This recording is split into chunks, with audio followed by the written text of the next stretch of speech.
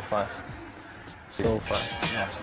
Yeah, you can see on the TV. Unbelievable. People have likened Salah to Messi in recent weeks. Sorry? A few people have likened Salah to Messi in recent weeks.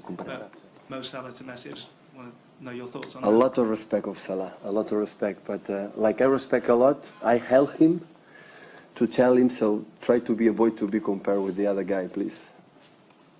Take question in Spanish, please. Hola, Pep. Abans d'atacar el City històricament, com deia... صلاح لاعب سريع جدا يتحول بسرعة إلى الهجوم ونعرفه جيدا. في المباراة الأولى في ليفربول عانينا في الشوط الأول، لكننا سيطرنا على الثاني، ونعتقد أن هذا سيكون سيناريو المباراة المقبلة أمامهم كذلك.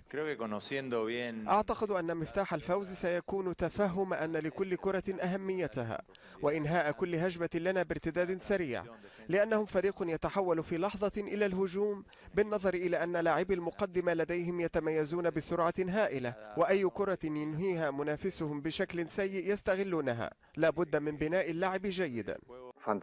فانتاستيك، رائع، لعيب ممتاز، لعيب عظيم، لعيب متواضع جدا، شخص متواضع، شخص مسؤول، يتحمل المسؤولية، مستعد انه ينفذ اي حاجة لمنتخب بلده.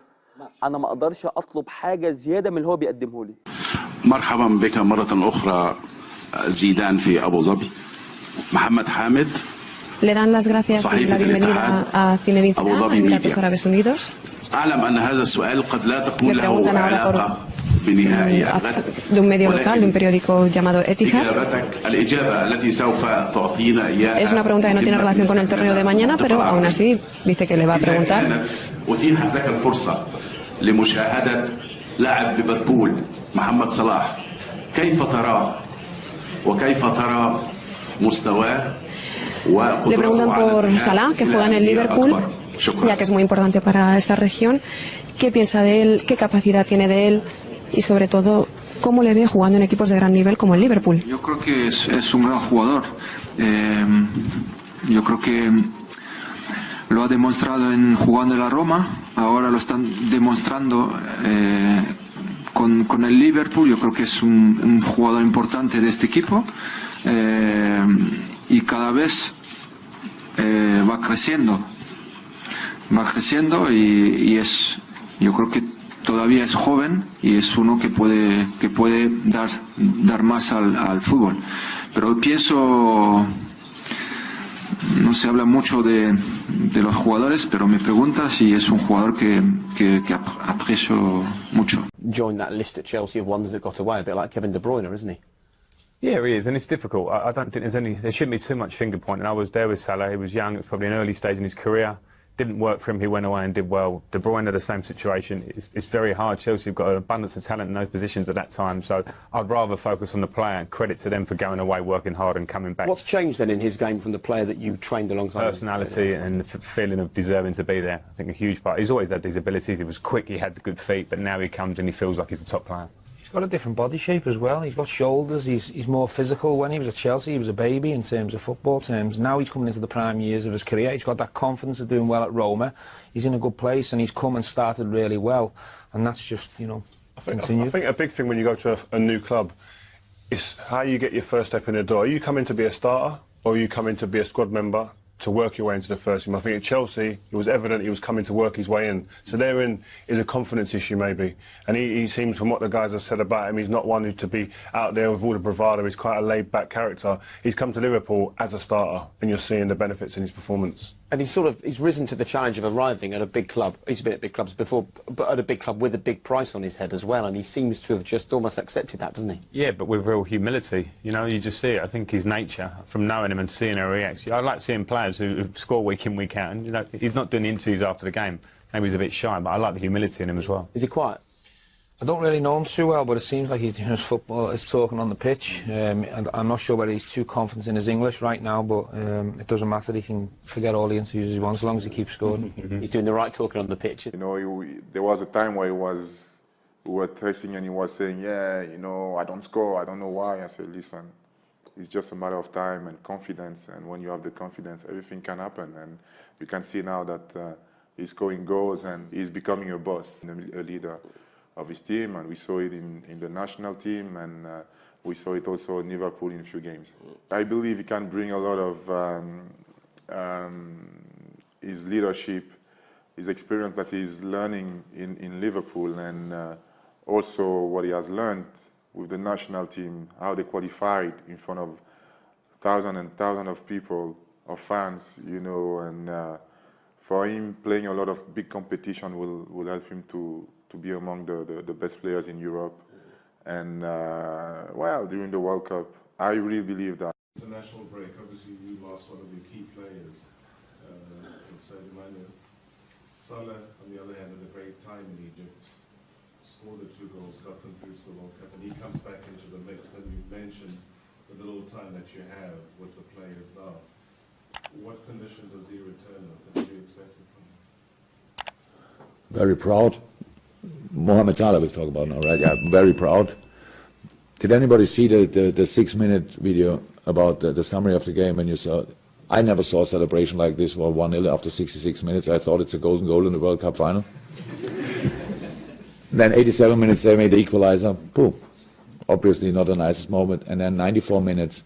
I never saw a celebration of a penalty like this until anybody said, by the way, we still have to score.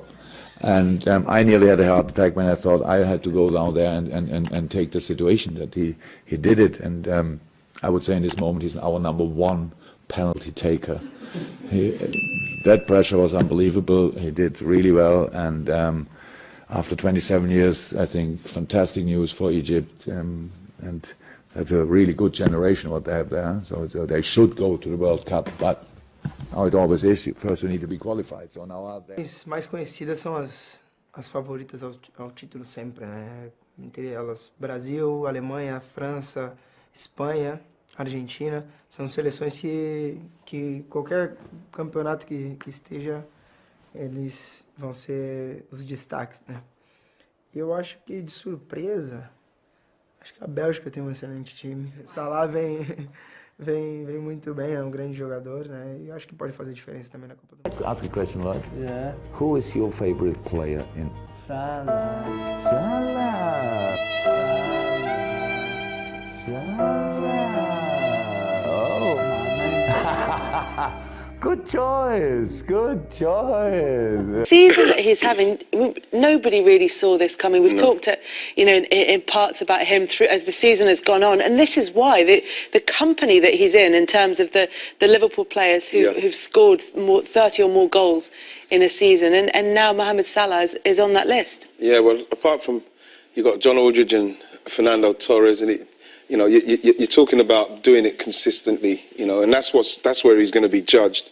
Those players on that list have done it consistently, whether it's there or in other clubs, and that's what Mo now has to do. And when you consider the amount of goals he's got and the chances he's missed, I think that what's happened is he was going on to say, like you said there, Kels, he's closer to the goal.